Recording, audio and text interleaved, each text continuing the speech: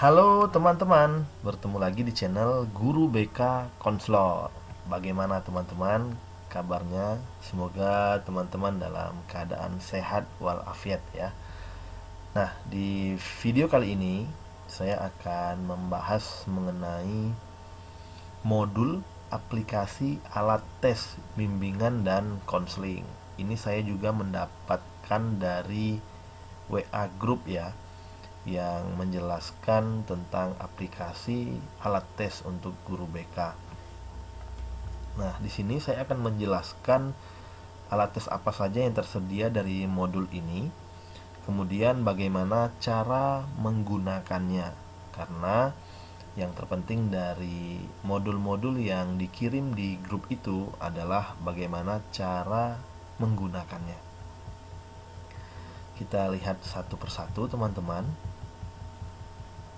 Modul aplikasi alat tes bimbingan dan konseling. Di sini ada senior-senior guru BK dan para ahli ya yang sudah membuat modul ini. Sudah diterbitkan dan sudah ada cetakan pertama di tahun 2020.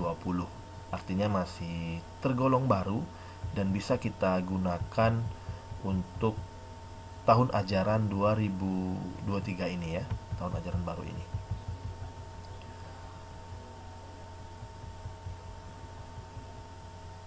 Nah, ini daftar isinya ya, daftar isi terdiri dari tes buta warna yang pertama, kemudian ada tes alat ungkap masalah atau AUM, kemudian tes gaya belajar, kemudian di tes kecerdasan majemuk atau multiple intelligence, tes SSCT ya, kemudian tes sosiometri, kemudian ada lagi tes BDI. Nah, ini semuanya rasanya tidak asing lagi bagi Bapak Ibu guru BK ya. Namun di video kali ini saya akan menjelaskan di bagian ini terlebih dahulu, tes buta warna dan tes alat ungkap masalah. Nanti akan dilanjutkan di video berikutnya tes gaya belajar, tes kecerdasan majemuk, sampailah ke tes BDI teman-teman ya, untuk saling-saling memahami. Di sini ada sedikit penjelasan mengenai tes buta warna. Tes buta warna penting untuk dilakukan terutama pada anak-anak. Hal ini bertujuan untuk memastikan ada atau tidaknya kelainan buta warna pada anak. Dengan begitu, orang tua memiliki bekal yang dibutuhkan untuk menentukan tindakan yang perlu diambil untuk mengatasinya, hingga dalam merencanakan masa depannya. Selanjutnya, di sini ada alat tes buta warna, teman-teman. Oke, kalau saya lihat dari alat tes ini ya, modul ini melampirkan gambar-gambar yang seperti ini, yang menunjukkan bagaimana cara menggunakannya. Karena di sini tidak disediakan untuk bagaimana ataupun cara ya, bagaimana menggunakan modul ini. Namun bisa kita terjemahkan sebenarnya bahwasanya apakah anak kita, anak siswa-siswi kita bisa menerjemahkan atau bisa menyebutkan angka apa yang ada di dalam sini. Kalau di sini bisa kita lihat ya, ini angka 2, kemudian angka 7, kemudian angka 8, angka 9, angka 12, angka 14, angka 15 ya. Nah, saya pernah melihat ini teman-teman ya. Artinya selain gambar-gambar yang ada di sini ya, bentuk-bentuk seperti ini di internet juga banyak. Kalau seandainya teman-teman ingin menambahkan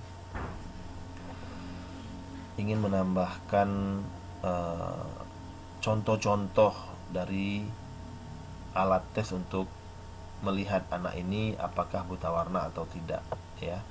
Kemudian di sini ada angka 35, kemudian di sini ada angka 12. Nah, jadi dari misalnya ya, di sini ada 1 2 3, 4, 5, 6, 7, 8, 9. 9. Nah, berarti ada 9 gambar. Dan kita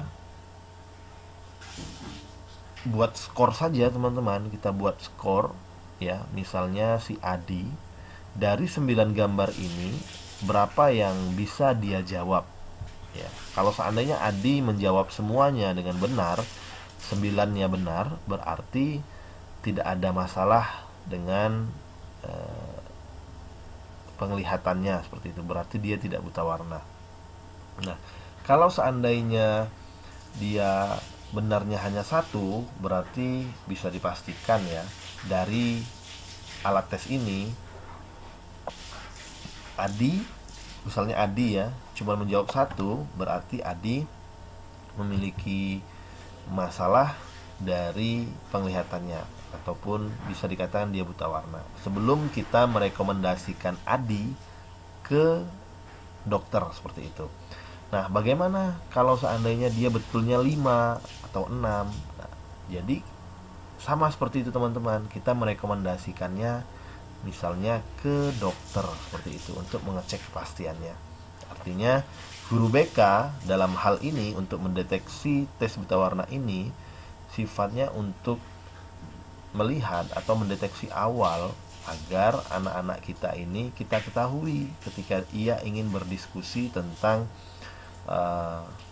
kuliahnya seperti itu. Oke, selesai di tes buta warna ya. Kemudian ada tes alat ungkap masalah atau AUM.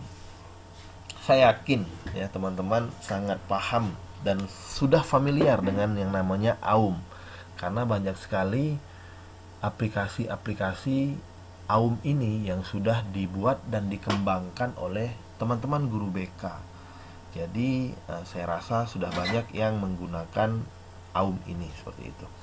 Saya bacakan sedikit ya. Salah satu kompetensi yang harus dikuasai oleh seorang guru BK adalah memahami konseli secara mendalam. Termasuk di dalamnya adalah memahami kemungkinan-kemungkinan masalah yang dihadapi oleh konseli. Melalui pemahaman yang kuat tentang masalah-masalah yang dihadapi konseli, seorang konselor selanjutnya dapat menentukan program layanan BK, baik yang bersifat preventif, pengembangan, ya, maupun kuratif. Sehingga pada gilirannya diharapkan upaya pemberian layanan dapat berjalan lebih efektif. AUM merupakan sebuah instrumen dalam BK yang digunakan untuk menemukan dan memahami setiap permasalahan yang dialami oleh siswa. AUM ini digunakan karena kurangnya pemahaman yang mendalam dari guru BK terhadap siswa. Makanya kita menggunakan AUM ini, teman-teman. Selanjutnya, tentunya banyak cara untuk memahami masalah-masalah yang dihadapi oleh konseli, dan salah satunya dapat digunakan melalui alat ungkap masalah atau biasa disebut AUM ya. Alat ungkap masalah adalah sebuah instrumen standar yang dikembangkan oleh Prayitno dan kawan-kawan. Ini Profesor Prayitno ya. Yang dapat digunakan dalam rangka memahami dan memperkirakan, bukan memastikan, masalah-masalah yang dihadapi oleh konseli. Artinya AUM ini bersifat non-tes ya, yang bisa digunakan oleh siapa saja, tentunya oleh guru BK ya, tapi bukan aplikasi tes yang dimiliki oleh para psikolog seperti itu. Selanjutnya di sini ada tes alat ungkap masalah. Nah ya, kita sudah ke tes AUM-nya. Ini ada petunjuknya. Nah, yang menjadi masalah ya dari yang saya lihat dari AUM ini, yaitu soalnya atau instrumennya ini terdiri dari berapa butir masalah? 165 butir ya teman-teman ya. 100, bayangkan kita minta kepada anak-anak untuk mengisi 165. Mungkin pada soal nomor 1 sampai sampai 50 anak-anak masih dalam keadaan segar ya. artinya mereka mengisinya masih serius. Namun kalau sudah masuk ke 100, 150 sampai akhir, itu tingkat konsentrasi anak kadang buyar. Belum lagi kalau suasana kelasnya panas seperti itu ya, tidak nyaman, tentu mereka tidak menjawab dengan real, justru malah kadang banyak saya temukan itu asal saja mengisi seperti itu. Nah, itu membuat alat ungkap masalah ini tidak mampu mengukur secara mendalam seperti itu. Nah, coba kita baca ya teman-teman ya. Di bawah ini ada bermacam-macam masalah. Bila masalah ini sesuai dengan kondisi yang pernah dialami atau yang sedang Anda alami, maka lingkari pada kolom di lembar jawaban yang tersedia. Nomor 2, isilah dengan sejujur-jujurnya, tidak perlu khawatir. Pengisian dengan sejujur-jujurnya akan sangat membantu kami dalam menganalisa masalah dan mencari solusi atau jalan keluar yang tepat, sehingga sesuai dengan yang kita harapkan. Baiknya ketika kita menguraikan aum ini kepada peserta didik kita, kita membacakan petunjuk ini dan menjelaskan sedetail-detailnya. Ya, jangan langsung diserahkan lembar kertasnya, karena saya yakin kurang tidak masuk oleh mereka. Tapi dengan menjelaskan secara real guru BK-nya, secara nyata di depan kelas, maka akan menunjukkan tingkat keseriusan ya bagi siswa. Nah, di sini ada ada indikator-indikator yang dilihat. Yang pertama, kesehatan, indikator kesehatan. Indikator kesehatan ini ada 20 jenis pernyataan ya. Mulai dari badan terlalu kurus atau terlalu gemuk ya, itu bisa jadi masalah bagi siswa, sampai pada nomor 20 itu gangguan pada gigi ya.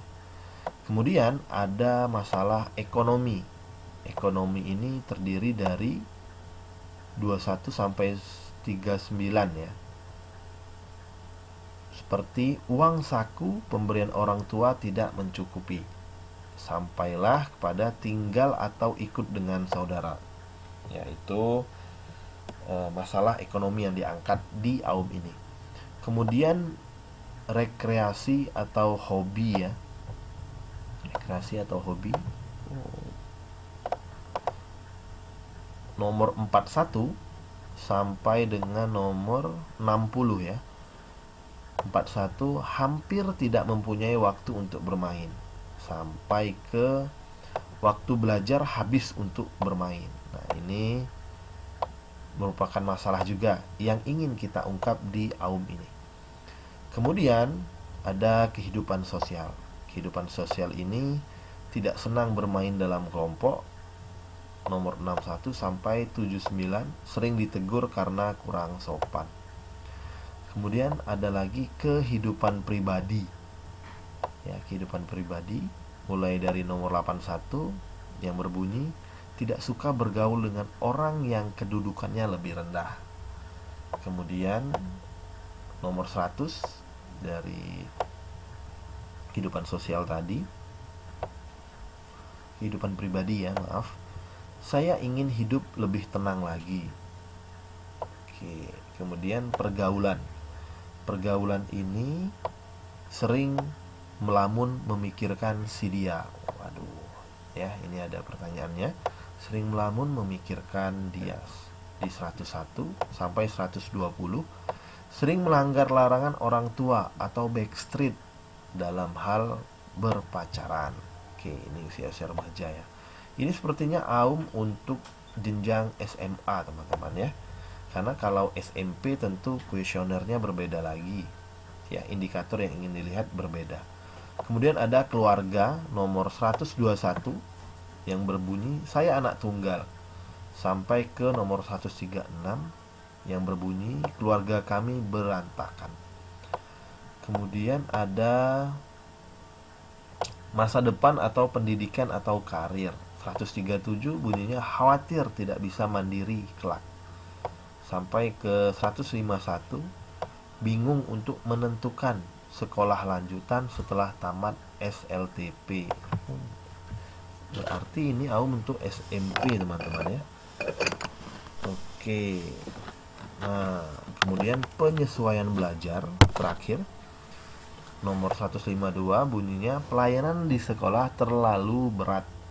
165 sukar menyesuaikan diri dengan suasana. Berarti ada berapa indikator? 1, 2, 3, 4, 5, 6, 7, 8, 9. 9 indikator teman-teman ya yang ingin dilihat dari AUM. Kemudian cara menggunakannya bagaimana? Di sini ada lembar jawaban ya. Lembar jawabannya.